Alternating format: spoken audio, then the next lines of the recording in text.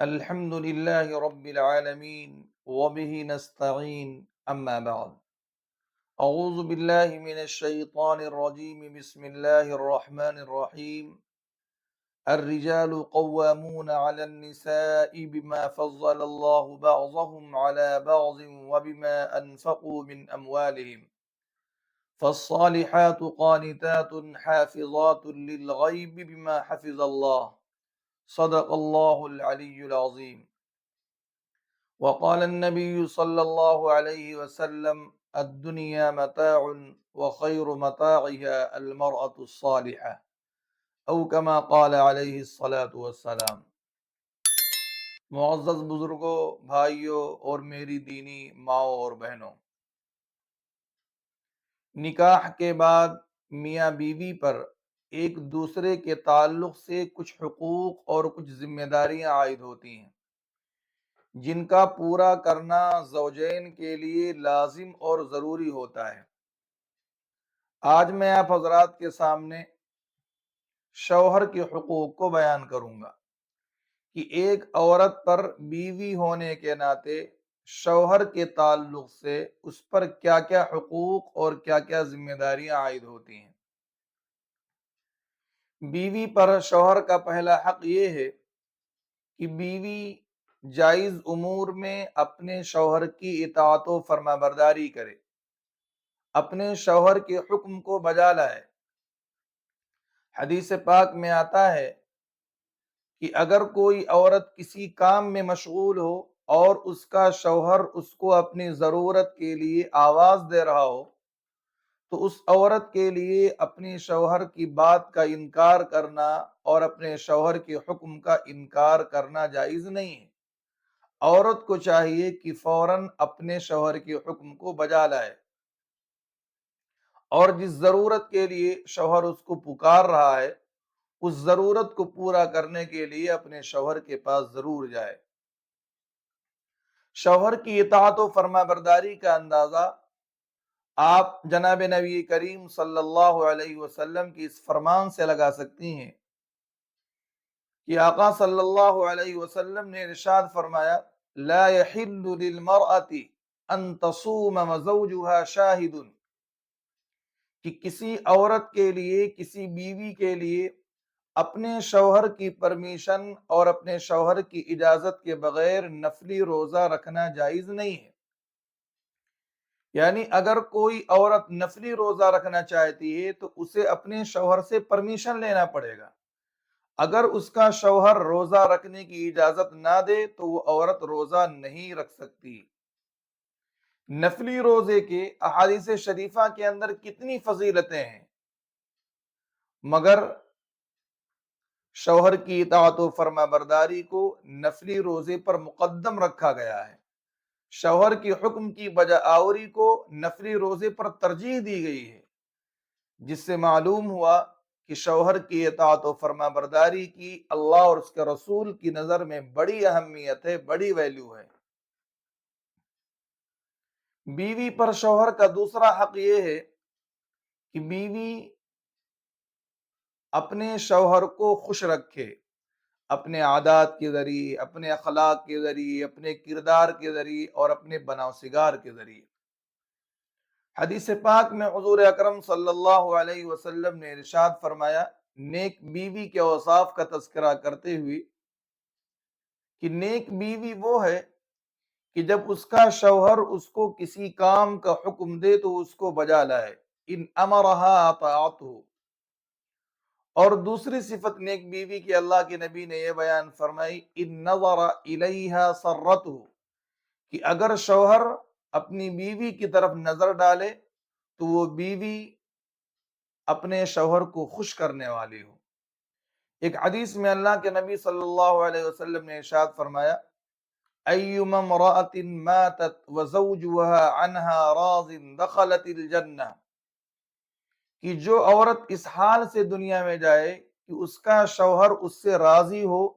تو اللہ تعالیٰ اس کو جنت عطا فرمائیں گے۔ تو شوہر کی رضا عورت کے لیے جنت کے حصول کا ذریعہ ہے، جنت کا مقام حاصل کرنے کا سبب ہے۔ اس لیے ایک عورت کو اپنے شوہر کو راضی رکھنے کی کوشش کرنا چاہیے۔ بیوی پر شوہر کا تیسرا حق یہ ہے کہ بیوی اپنے شوہر سے اس کی کیپیسٹی اور اس کی وسعت سے زیادہ خرچ کا مطالبہ نہ کرے۔ جتنی شوہر کی طاقت ہے اتنا ہی شوہر سے اخراجات کا مطالبہ کرے، مگر شوہر کو بھی چاہیے کہ وہ بخل سے اور کنجوسی سے کام نہ لے۔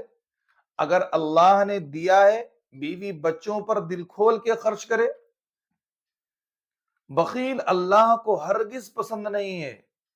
حدیث پاک میں اللہ کے نبی صلی اللہ علیہ وسلم نے ارشاد فرمایا، البخیل بعید من اللہ، بعید من الجنہ، بعید من الناس، وقریب من النار، کہ بخیل اللہ سے بھی دور ہوتا ہے، جنت سے بھی دور ہوتا ہے، لوگوں سے بھی دور ہوتا ہے، اور جہنم سے قریب ہوتا ہے۔ ایک دوسری روایت کے اندر تو بخیل کے بارے میں بڑی سخت وعید بیان کی گئی ہے، لا يدخل الجنت خب ولا بخیل، کہ بخیل اور دھوکے باز یہ جنت میں نہیں جائیں گے، اللہ تعالیٰ ان کو جنت میں داخل نہیں فرمائیں گے۔ بخیلی بہت بری صفت ہے، اس سے ہر شوہر کو اجتناب کرنا چاہیے اور بچنا چاہیے۔ چوتھا حق بیوی پر شوہر کا یہ ہے کہ بیوی اپنے شوہر کے مال و متاع کی حفاظت کرنے والی ہو۔ بیوی شوہر کے مال کو اپنا مال سمجھے، مگر اس معاملے میں آج ہماری ماں اور بہنوں کے اندر بڑی کمی اور بڑی کوتاہی پائی جاتی ہے کہ اکثر مائیں اور بہنیں اپنے شوہر کے مال کو اپنا مال نہیں سمجھتی، ان کے مال کی حفاظت نہیں کرتی، بلکہ چوری چھپے شوہر کے مال کو دوسروں پر خرچ کرتی رہتی ہیں۔ شوہر کے مال و متاع کی حفاظت ایک نیک عورت کی پہچان ہے، ایک نیک عورت کی علامت ہے۔ اسی طریقے سے شوہر کی عدم موجودگی میں بیوی کو چاہیے کہ شوہر کے حق یعنی اپنی عزت و آبرو کی حفاظت کرنے والی ہو، اپنی عزت و آبرو کی حفاظت کرے، غیر مردوں سے ناجائز دوستی گانٹنے والی نہ ہو، غیر مردوں سے تعلق قائم کرنے والی نہ ہو۔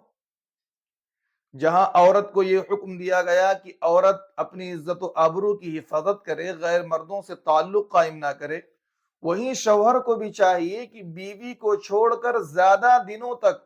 گھر سے باہر نہ رہے، کہ عورت زنا پر مجبور ہو جائے،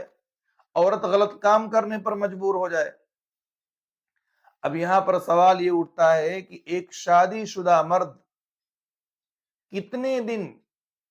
بیوی کو چھوڑ کر گھر سے باہر رہ سکتا ہے؟ تو اس سلسلے میں عام حکم یہ ہے کہ شادی شدہ مرد عورت ایک دوسرے سے 4 مہینے تک الگ رہ سکتے ہیں، 4 مہینے سے زیادہ الگ رہنے کی اجازت نہیں ہے۔ حضرت عمر رضی اللہ تعالی عنہ نے اپنی بیٹی حضرت حفصہ رضی اللہ تعالی عنہ سے پوچھا کہ ایک شادی شدہ عورت اپنے شوہر کے بغیر تنہا کتنے دنوں تک رہ سکتی ہے؟ تو حضرت حفصہ رضی اللہ تعالی عنہ نے فرمایا کہ ایک شادی شدہ عورت اپنے ہسبینڈ اور اپنے شوہر کے بغیر تنہا 4 مہینے تک رہ سکتی ہے۔ اس لیے حضرت عمر رضی اللہ تعالی عنہ نے یہ معمول بنایا ہوا تھا کہ آپ کے یہاں جو شادی شدہ فوجی ہوتے تھے، ہر 4 مہینے پر ان شادی شدہ افراد کو آپ ان کے گھر بھیجتے تھے تاکہ جائیں اور اپنے بیوی بچوں سے ملاقات کر کے آئیں۔ یہ بات جو میں نے آپ کے سامنے بیان کی حضرت عمر رضی اللہ تعالی عنہ والی، اس بات کو علامہ شامی رحمۃ اللہ علیہ نے فتاوی شامی کے اندر بیان فرمایا ہے، وہاں یہ بات دیکھی جا سکتی ہے۔ بیوی پر شوہر کا آخری اور 5واں حق یہ ہے کہ بیوی اپنے شوہر کی خدمت کو لازم پکڑے، اپنے شوہر کی خدمت کرے، اور اپنے شوہر کو خوش رکھنے کے لیے اپنے ساس سسر کی بھی خدمت کرے۔ ساس سسر کی خدمت کرنا شرعاً بہو پر لازم نہیں ہے، لیکن اخلاقی فریضہ یہ ہے کہ ایک بہو اپنے ساس سسر کی خدمت کرے۔ جو عورت اور جو بیوی اپنے ساس سسر کی خدمت کرے گی اس سے شوہر بھی خوش ہوگا، میاں بیوی کے درمیان محبت اور بڑھے گی، اور اللہ اس کے رسول بھی خوش ہوں گے،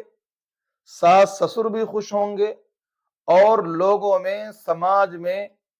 اس عورت کی نیک نامی ہوگی، لوگ اس کا تذکرہ اچھائی کے ساتھ کریں گے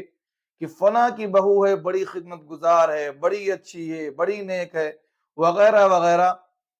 اس طریقے کی تعریفی کلمات لوگ اس بیوی کے بارے میں، اس بہو کے بارے میں نقل کریں گے۔ تو یہ 5 حقوق ایک عورت پر، ایک بیوی پر شوہر کے تعلق سے لازم ہوتے ہیں، جن کا پورا کرنا ایک بیوی کے لیے لازم اور واجب ہے۔ اخیر میں آپ کو بتاتا چلوں کہ یہ جو مضمون میں نے آپ کے سامنے بیان کیا، بہت اختصار کے ساتھ میں نے بیان کیا ہے،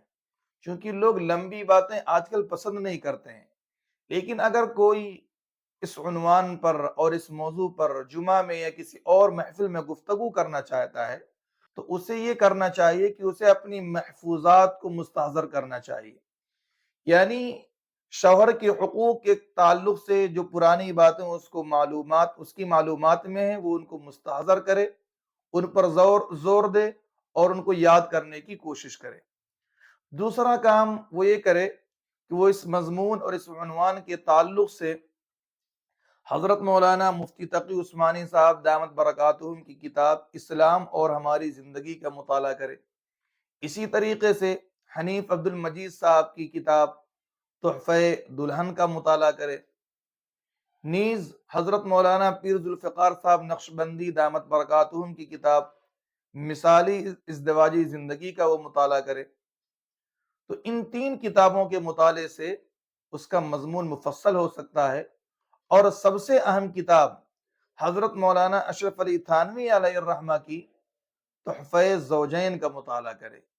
یہ آخری کتاب تحفہ زوجین تو بہت اچھی ہے، اس کو مطالعہ کر کے آپ اس موضوع پر تفصیلی گفتگو اور تفصیلی کلام لوگوں کے سامنے کر سکتے ہیں۔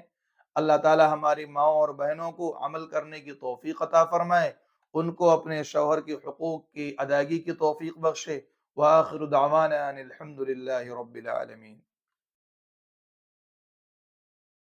Like, comment, and subscribe.